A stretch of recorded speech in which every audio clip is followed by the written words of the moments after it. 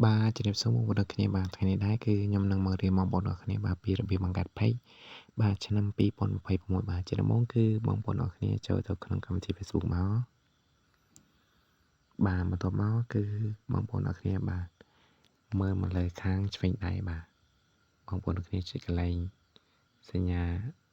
chân nốt bay nâng máu ba mà tôi máu mong bọn nó kia ba cho cần lại tùm búa ba mà tôi máu mong bọn nó kia ba cho cần lại biện tháp bằng cái bà nơi khăn lỡ bà khăn phanh đại bà chạy lên đường máu bà bằng tuột máu bà này cần lại đại dân từ đã cho mô tầm bùa phải rồi bao giờ bà đã cho phải bà bằng tuột máu dân từ xây đấy bà chạy lên đường máu bà ưu tiên ho bồn chẳng đã Facebook page សម្រាប់លក់ផលិតផលបាទហើយធ្វើបាទនេះឈ្មោះបងអូនបាទ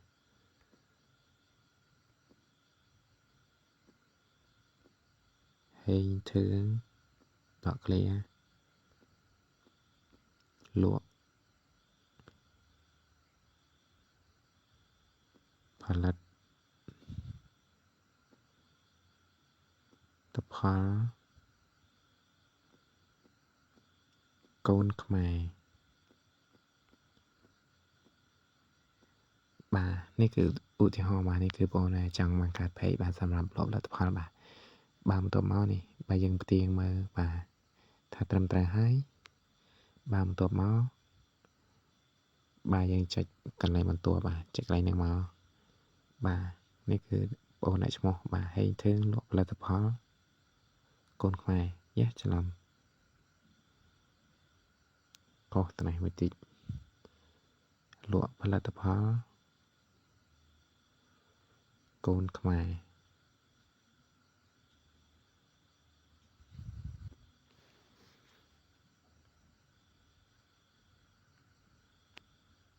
បាទបន្ទាប់មកយើងចុចបន្ទាប់មក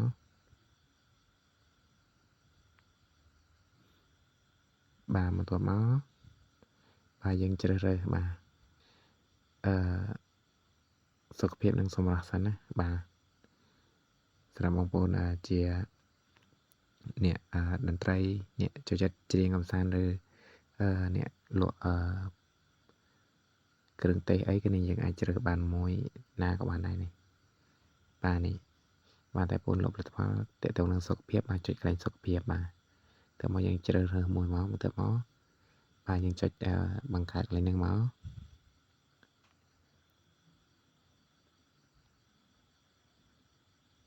បាទរងចាំបន្តិច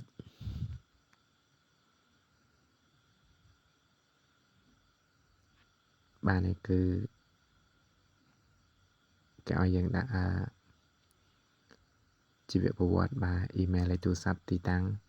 បាទទីក្រុងបាទដែលយើងរស់នៅបាទយើងអាចរំលងសិនក៏បានដែរយើងអាចបំពេញពេលក្រោយបាទយើងចុចបន្ទប់សិនមក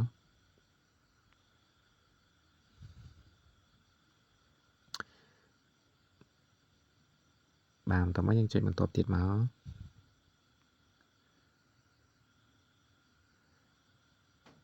បាទយើងចុចបន្ទប់ទៀតមកបាទយើងចុចបន្ទប់ទៀតមក